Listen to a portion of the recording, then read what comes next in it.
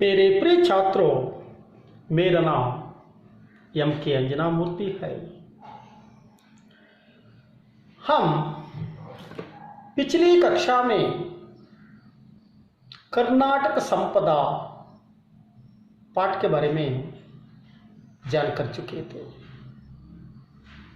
आज हम नए कविता के बारे में जान करेंगे।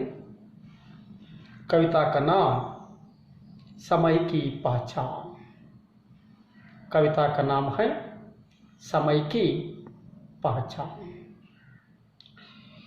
इस कविता के कवि हैं सियाराम शरण गुप्त।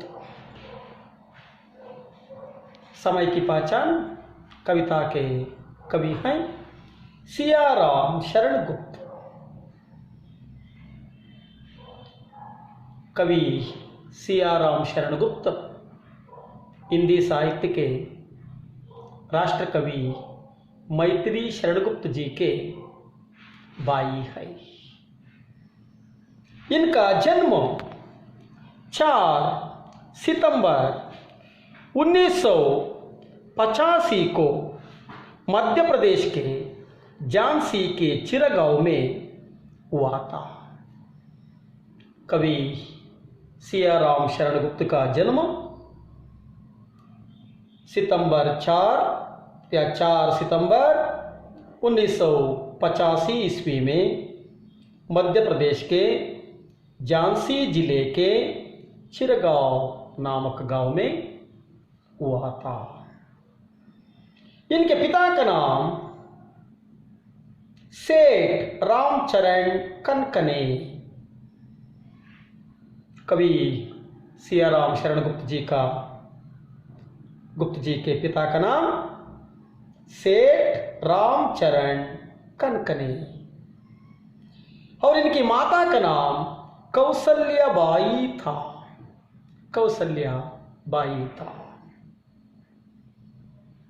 कवि सियाराम शरण गुप्त हिंदी के राष्ट्र कवि मैथिली शरण गुप्त जी के अनुज थे या भाई थे। इनकी प्रारंभिक शिक्षा के बाद घर पर ही उन्होंने गुजराती, अंग्रेजी तथा उर्दू भाषाओं को सीखी। प्रारंभिक शिक्षा के बाद कवि सियाराम शरण गुप्त गुजराती, अंग्रेजी, उर्दू भाषाओं को सीखी। बाद में ये 1929 में महात्मा गांधी जी के संपर्क में आकर वर्धा में रहे। कवि सियाराम शरण गुप्त जी की प्रमुख रचनाएं हैं मौर्य विजय,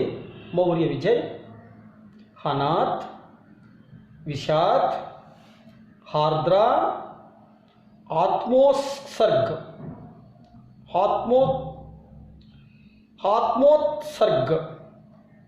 मृण्मयी, बापू, नकुल आदि।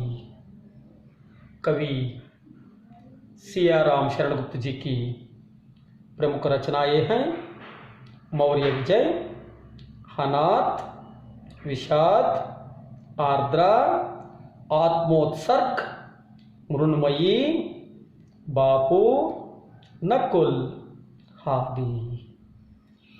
इनकी दीर्घकालीन साहित्य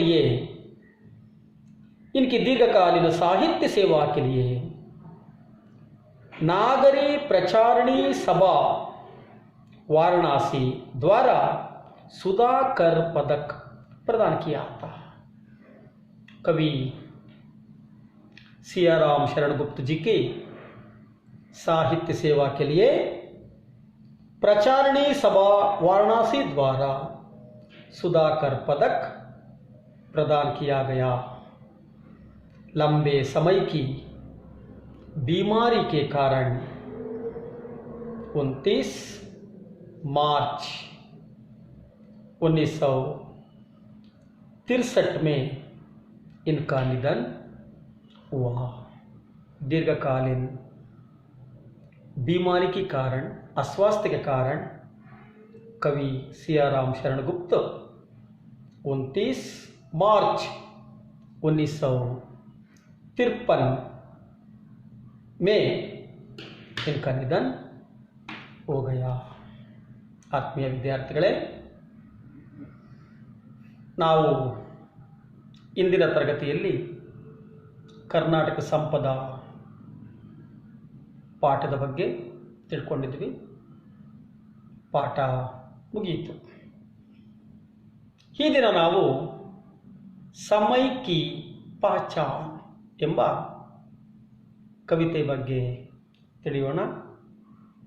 ಈ ಕವಿತೆಯನ್ನು ಬರೆದಿರುವಂತಹ ಕವಿ ಸಿಯಾರಾಮ್ ಶರಣ್ ಗುಪ್ತ್ರವರು. ಸಿಯಾರಾಮ್ ಶರಣ್ ಗುಪ್ತ್ರವರು ಇವರು ಹಿಂದಿ ಸಾಹಿತ್ಯದ ರಾಷ್ಟ್ರಕವಿ ಮೈಥಿಲಿ ಶರಣ್ ಗುಪ್ತ್ರವರ ಸಹೋದರರು. ಇವರ ಜನ್ಮ ಸೆಪ್ಟೆಂಬರ್ 4, 1895 ಇಸ್ವಿಯಲ್ಲಿ ಮಧ್ಯಪ್ರದೇಶದ ಝಾನ್ಸಿ ಜಿಲ್ಲೆಯ ಚಿರಗಾಂವ್ ಎಂಬ ಹಳ್ಳಿಯಲ್ಲಿ ಆಯಿತು. ಇವರ ತಂದೆಯ ಹೆಸರು ಸೇಠ್ ರಾಮಚರಣ್ ಕನ್ಕನಿ ಮತ್ತು ತಾಯಿಯ ಹೆಸರು ಕೌಸಲ್ಯಾಬಾಯಿ ಅಂತಾಗಿತ್ತು. ಇವರು ತಮ್ಮ ಪ್ರಾರಂಭಿಕ ಶಿಕ್ಷಣದ ನಂತರ ಮನೆಯಲ್ಲಿಯೇ ಗುಜರಾತಿ, ಇಂಗ್ಲಿಷ್, ಉರ್ದು ಭಾಷೆಗಳನ್ನು ಕಲಿತರು. 1929 ಇಸ್ವಿಯಲ್ಲಿ ಗಾಂಧೀಜಿಯವರ ಭೇಟಿಯಾಗಿ ಗಾಂಧೀಜಿಯವರ ಸಂಪರ್ಕದಲ್ಲಿ ವಾರ್ಧಾದಲ್ಲಿ ನೆಲೆಸಿದರು. ಇವರ ಕವಿ ಸಿಯಾರಾಮ್ ಶರಣ್ ಗುಪ್ತ್ರವರ ಪ್ರಮುಖ ರಚನೆಗಳು, ಇವರ ರಚನೆಗಳು ಮೌರ್ಯ ವಿಜಯ್, ಅನಾಥ್, ವಿಷಾದ್, ಆರ್ದ್ರ, ಆತ್ಮೋತ್ಸರ್ಗ್, ಮೃಣ್ಮಯಿ, ಬಾಪು, ನಕುಲ್ ಮುಂತಾದವು. ಕವಿ ಸಿಯಾರಾಮ್ ಶರಣ್ ಗುಪ್ತ್ರವರ ದೀರ್ಘಕಾಲೀನದ ಹಿಂದಿ ಸಾಹಿತ್ಯದ ಸೇವೆಗಾಗಿ ಇವರಿಗೆ ನಾಗರಿ ಪ್ರಚಾರಣಿ ಸಭಾ ವಾರಣಾಸಿಯ ನಾಗರಿ ಪ್ರಚಾರಣಿ ಸಭೆಯ ಮೂಲಕ ಸುಧಾಕರ ಪದಕವನ್ನು ನೀಡಿ ಸನ್ಮಾನಿಸಲಾಯಿತು. ಇವರು ತಮ್ಮ ದೀರ್ಘ ಸಮಯದ ಅನಾರೋಗ್ಯದ ಕಾರಣ ಮಾರ್ಚ್ 29, 1963 ಇಸ್ವಿಯಲ್ಲಿ दैवाधीनरात्र। इस तरह हम कवि का परिचय जान कर लिया। छात्रों, आज हम कविता के बारे में जान करेंगे।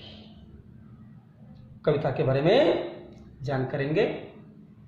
आप सभी को मालूम है कि कविता का नाम है समय की पहचान। समय की पहचान। कवि इस कविता के द्वारा हमें संदेश देते हैं कि हम सभी समय का महत्व को जान करना चाहिए, समय का सदुपयोग करना चाहिए। यदि हम समय का सदुपयोग नहीं करें तो हमारी ज़िंदगी में हम पछताना पड़ेगा। समय के समान धन कोई भी नहीं है।